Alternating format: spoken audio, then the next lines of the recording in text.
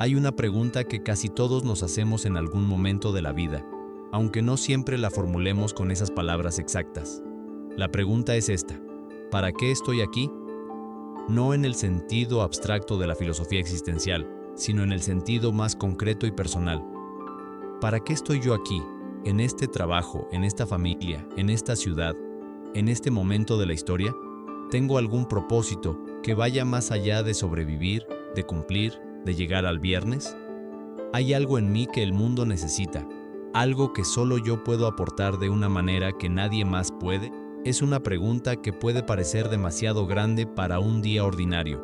No, pero es también la pregunta que más silenciosamente nos consume cuando los días ordinarios se acumulan y empezamos a sentir que estamos en piloto automático, que estamos pasando por la vida sin dejar ninguna huella real, que somos espectadores de algo en lugar de participantes activos. Lo interesante es que Jesús tenía una respuesta a esa pregunta, y la dio en la misma tarde, en la misma colina de Galilea, justo después de pronunciar las bienaventuranzas, como si supiera que lo que acababa de decir iba a generar exactamente esa pregunta en los corazones de quienes lo escuchaban. Habló de los pobres en espíritu, de los que lloran, de los mansos, de los que tienen hambre de justicia, y probablemente muchas personas en esa multitud pensaron: está bien, entiendo que hay algo profundo en eso, pero ¿qué hago yo con eso? ¿Qué lugar tengo yo en el mundo? Y fue en ese momento cuando dijo algo que, en pocas palabras, definió la identidad completa del discípulo. Dijo: ustedes son la sal de la tierra, ustedes son la luz del mundo. Dos imágenes, simples, concretas, tomadas de la vida cotidiana de la gente que lo escuchaba, y sin embargo, tan densas de significado que 2000 años después siguen siendo capaces de transformar la manera en que alguien entiende su lugar en el mundo. Empecemos con la sal, porque es la imagen más antigua de las dos y quizás la más incomprendida hoy en día. Vivimos en un mundo donde la sal es abundante y barata. La tenemos en saleros en las mesas, en bolsas en los supermercados, en formas y variedades que ninguna sociedad antigua hubiera podido imaginar. Pero en el mundo de Jesús, y durante la mayor parte de la historia humana, la sal era uno de los materiales más valiosos que existían. Era tan preciada que en algunas culturas se usaba como moneda de cambio. La palabra salario, de hecho, viene del latín salarium, relacionado con la sal. Hay estudiosos que dicen que los soldados romanos recibían parte de su pago en sal. Así de valiosa era. ¿Por qué? Porque la sal hacía algo que ninguna otra cosa podía hacer: preservaba. En un mundo sin refrigeración, sin conservantes industriales, sin cadena de frío, la sal era la única manera de evitar que los alimentos se pudrieran. La sal era lo que permitía que la carne se conservara en travesías largas, que el pescado llegara desde las costas hasta el interior del país, que una comunidad pudiera almacenar alimentos para el invierno. La sal era, literalmente, lo que se interponía entre la vida y la descomposición. Y entonces Jesús mira a esa multitud, a esas personas que muchos considerarían ordinarias, y les dice: ustedes son eso, ustedes son lo que se interpone entre el mundo y su propia descomposición. Es una afirmación extraordinaria cuando uno la piensa con calma. No les dice: ustedes deberían aspirar a ser importantes algún día. No les dice: si se esfuerzan mucho, quizás algún día puedan contribuir a algo grande. Les dice: ahora mismo, tal como son la sal de la tierra. Tienen en ustedes algo que el mundo necesita para no pudrirse por dentro. Pero luego viene la advertencia. Y la advertencia es tan precisa que duele un poco cuando uno la escucha de verdad. Dice: si la sal pierde su sabor, ¿con qué se la salará? Ya no sirve para nada sino para ser arrojada afuera y pisoteada.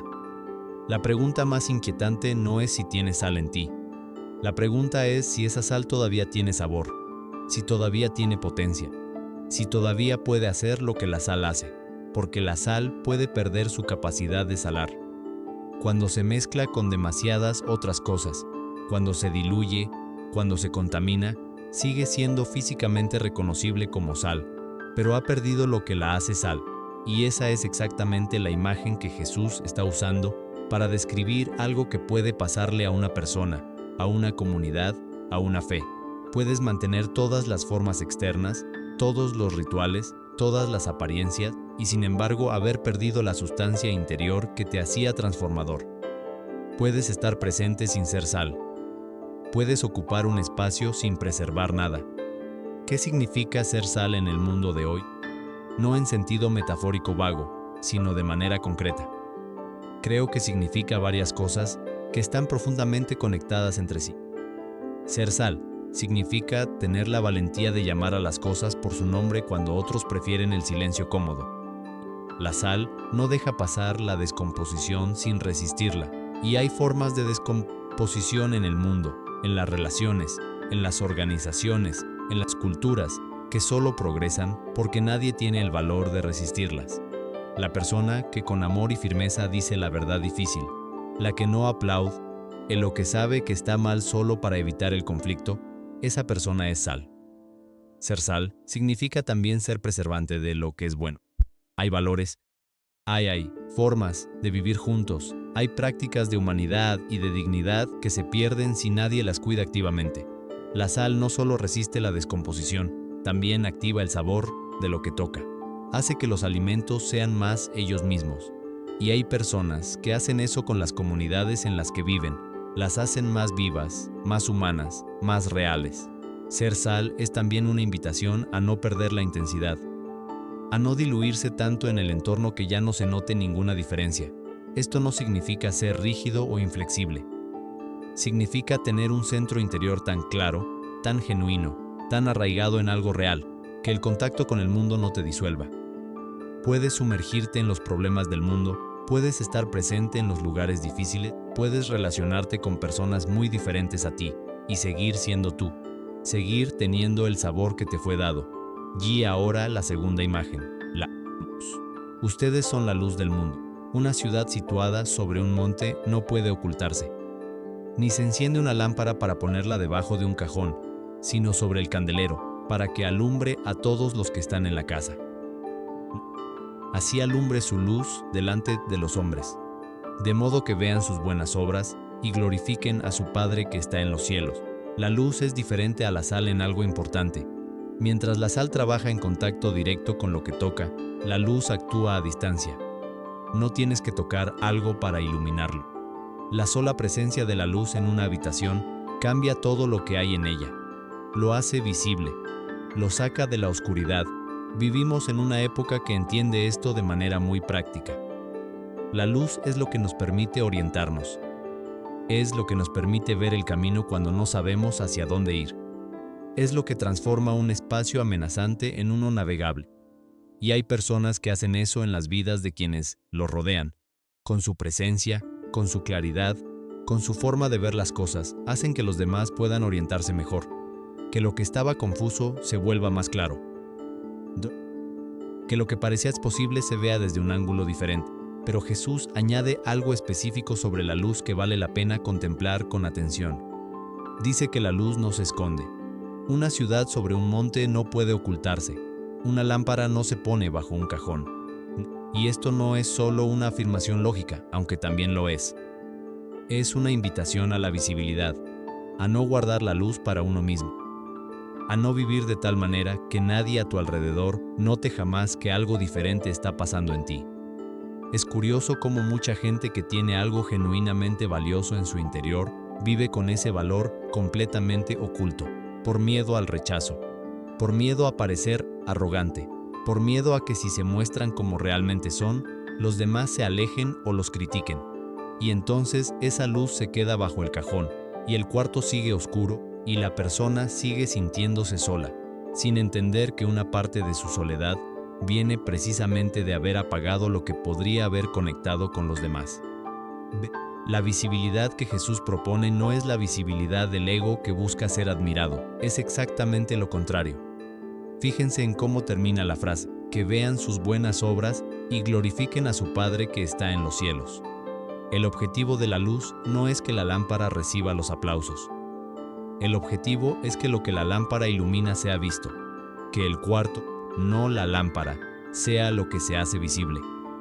Una persona que vive desde este lugar no está buscando reconocimiento por su bondad. Simplemente vive de una manera tan auténtica, tan orientada hacia el bien, que esa orientación se hace visible sin que ella necesite anunciarla. Hay algo profundamente liberador en esta distinción, porque una de las razones por las que muchas personas apagan su luz es exactamente el miedo al ego. El miedo a convertirse en alguien que presume de su bondad, que hace el bien para ser visto haciéndolo. Y eso es un miedo legítimo, pero la solución no es apagar la luz. La solución es recordar para qué brilla. Una vela no brilla para su propia gloria, brilla porque eso es lo que una vela hace. Esa es su naturaleza, y la persona que ha encontrado algo genuino en su interior no comparte ese bien para recibir crédito. Lo comparte porque no compartirlo sería ir contra su propia naturaleza más profunda. Ahora bien, hay algo en estas dos imágenes juntas que merece atención. Sal y luz no son lo mismo, y Jesús las eligió con cuidado. La sal trabaja principalmente en lo que está cerca, en lo que toca. La luz trabaja en lo que está alrededor, en lo que ilumina desde una distancia. La sal es íntima, personal, de contacto directo. La luz es más amplia, más difusa, capaz de llegar más lejos. Juntas, forman un retrato de influencia que tiene tanto profundidad como alcance. No solo las personas que tienes cerca, sino también el mundo más amplio en el que vives. Y también hay algo en la secuencia de estas imágenes que habla de la naturaleza de la identidad del discípulo. Jesús no dice, intenten ser sal, no dice, esfuércense por convertirse en luz. Dice, ustedes son la sal, ustedes son la luz. Es una afirmación de identidad, no una meta de desempeño. Lo que él está describiendo no es algo que hay que alcanzar. Es algo que ya está en quien ha atravesado la transformación de las bienaventuranzas. La persona que ha aprendido a ser pobre de espíritu, que no huye del dolor, que ha domesticado su fuerza, que tiene hambre de justicia, que es misericordiosa y de corazón puro y pacificadora, esa persona ya es sal y luz. No necesita esforzarse por serlo, necesita simplemente no esconderlo. Esto cambia algo fundamental en la manera de pensar sobre la vida espiritual. Muy frecuentemente se la presenta como un esfuerzo de mejora personal, como si el objetivo fuera acumular suficientes virtudes para llegar a un estándar, como si hubiera que ganarse el derecho a ser alguien que vale algo para el mundo. Pero Jesús invierte esa lógica completamente. Primero te dice quién eres, y luego te invita a vivir de acuerdo con esa identidad. No, esfuérzate y quizás algún día seas luz, sino, tú ya eres luz, no la apagues. Y aquí es donde la enseñanza se vuelve más personal, porque cada uno de nosotros tiene una forma específica de ser sal, una forma específica de ser luz que nadie más tiene. No hay una sola manera de preservar lo que es bueno en el mundo. No hay una sola manera de iluminar la oscuridad. Hay tantas maneras como personas. La persona que sabe escuchar con una profundidad que hace que el otro se sienta verdaderamente visto, esa es su manera de ser luz. La persona que tiene el valor de decir la verdad incómoda con amor, esa es su forma de ser sal. La persona que trabaja en silencio, sin reconocimiento, para que algo funcione mejor para todo, esa también está siendo sal y luz, aunque no use esas palabras. La pregunta no es si tienes algo que ofrecer. La pregunta es si estás dispuesto a ofrecerlo, si estás dispuesto a no ponerlo bajo el cajón, si estás dispuesto a dejar que lo que eres se muestre en lo que haces, de tal manera que las personas a tu alrededor sean preservadas un poco más, iluminadas un poco más, orientadas un poco más hacia lo que es verdadero y bueno. Pensemos en el miedo, que es siempre el gran enemigo de esto. El miedo a ser visto, el miedo a no ser suficientemente bueno, el miedo a la crítica, el miedo a que si te muestras tal como eres, alguien decida que no vales suficiente. Ese miedo tiene una fuerza enorme en la vida de muchas personas, y es exactamente el mecanismo que pone a la lámpara bajo el cajón. Pero fíjate en lo que Jesús no dice. No dice, sé perfectamente sal antes de intentar salar algo. No dice, asegúrate de que tu luz esté completamente libre de sombras antes de brillar. No existe esa versión perfecta e impecable de la sal y la luz que tenemos que alcanzar antes de ser útiles. La sal imperfecta todavía sala, la luz tenue todavía ilumina, y la persona que todavía está en proceso, que todavía tiene sus propias oscuridades y sus propias contradicciones, puede todavía ser una presencia transformadora en la vida de alguien. Hay un peligro opuesto al de esconder la luz, y vale la pena mencionarlo. Es el peligro de confundir la luz verdadera con su imitación, de confundir ser sal con ser simplemente irritante, porque hay personas que creen que estar en desacuerdo con todo, que criticar constantemente, que señalar los errores ajenos sin compasión, es una forma de ser sal, y no lo es. La sal de la que habla Jesús nace de adentro hacia afuera, nace del amor, de la misericordia, de la pureza de corazón que mencionó en las bienaventuranzas. No es una sal que quema sin curar, es una sal que preserva, que da sabor, que activa lo que ya está bueno en lugar de solo señalar lo que está podrido. La luz verdadera también tiene esa característica. La luz no humilla lo que ilumina, no lo hace ver feo por mostrarlo, lo hace ver como es. Y cuando lo que ves es la oscuridad, la luz no la condena, la desplaza. Simplemente al estar presente, hace que la oscuridad sea menos oscura. Ese es el tipo de presencia que Jesús está describiendo, una presencia que transforma no por su agresividad, por su autenticidad. Y luego está la dimensión comunitaria de todo esto, que muchas veces se pierde cuando leemos estas palabras de forma individualista. Jesús no le dijo a cada persona, tú, individualmente, eres sal y luz. Le habló a la comunidad, a la multitud reunida en esa colina. Eso significa que hay una forma de ser sal y luz que es colectiva, que no puede hacerse en soledad.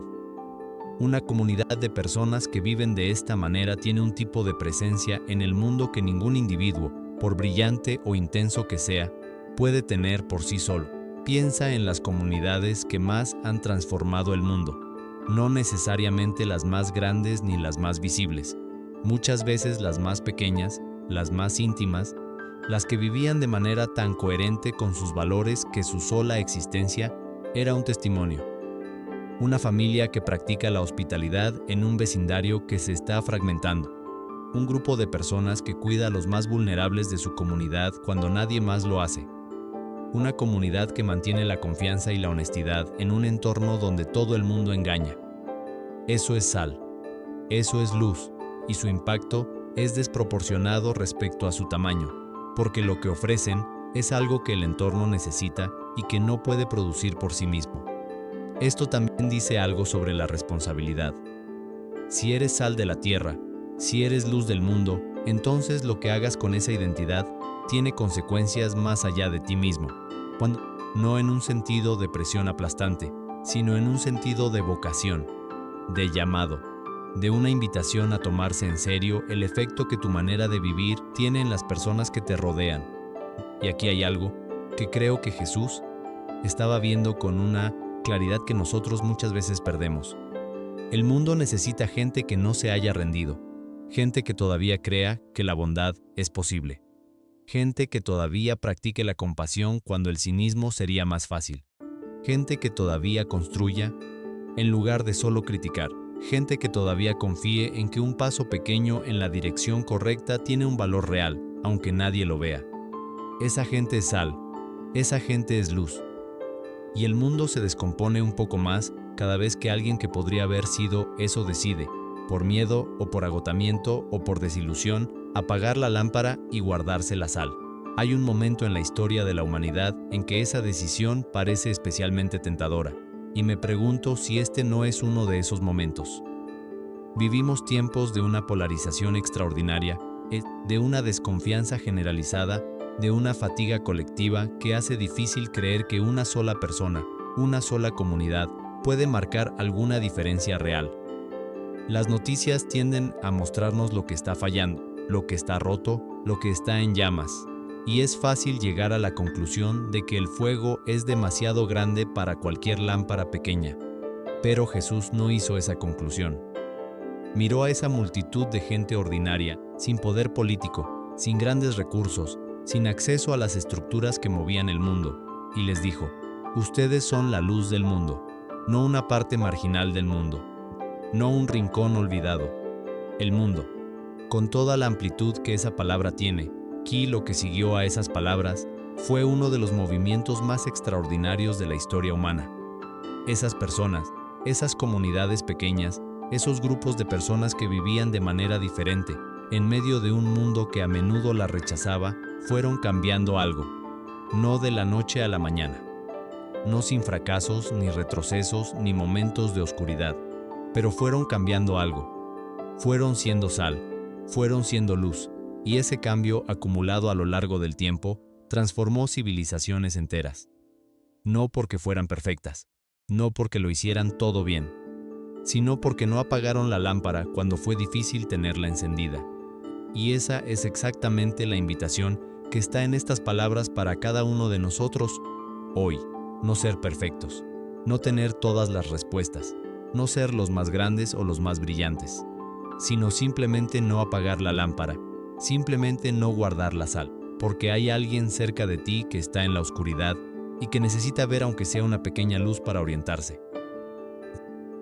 Hay algo en tu entorno que se está descomponiendo y que necesita la presencia de alguien que todavía tenga sal.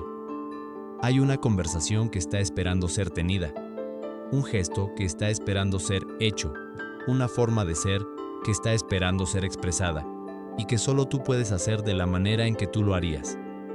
La bienaventuranza del episodio anterior terminó diciéndonos algo sobre quiénes son las personas verdaderamente dichosas. Y ahora Jesús da el siguiente paso, les dice a esas personas que su dicha no es solo para ellas. Que lo que han encontrado, esa profundidad interior, esa autenticidad, esa forma de vivir desde un centro que no depende de las circunstancias externas, es también un don para el mundo.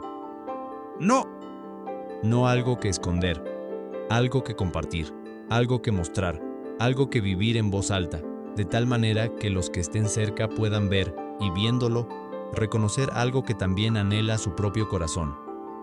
Hay personas en tu vida que nunca van a leer un libro de teología, que nunca van a escuchar un sermón que los mueva, que tienen las puertas de su corazón cerradas ante cualquier argumento religioso o espiritual, pero que tienen las puertas abiertas ante una vida auténtica, ante la evidencia de que es posible vivir de manera diferente, ante la presencia de alguien que, simplemente siendo quien es, les demuestra que hay algo más. Esa es la misión de la sal y la luz. No convencer con palabras, mostrar con la vida. Y eso es algo que no requiere una plataforma especial, no requiere elocuencia, no requiere poder, ni recursos, ni conexiones. Requiere solamente la disposición a ser lo que eres, sin esconderte. A dejar que la sal que hay en ti toque lo que tienes cerca. A dejar que la luz que hay en ti ilumine el espacio que habitas. A confiar en que eso, por pequeño que parezca, es suficiente para hacer una diferencia real. La misión de hoy nace directamente de estas dos imágenes que el maestro usó en la colina. Piensa en alguien en tu vida que está pasando por un momento de oscuridad. No necesariamente una crisis dramática. Puede ser alguien que está perdido en una decisión difícil. Alguien que está cargando un peso solo. Alguien que ha perdido la orientación y no sabe bien hacia dónde ir.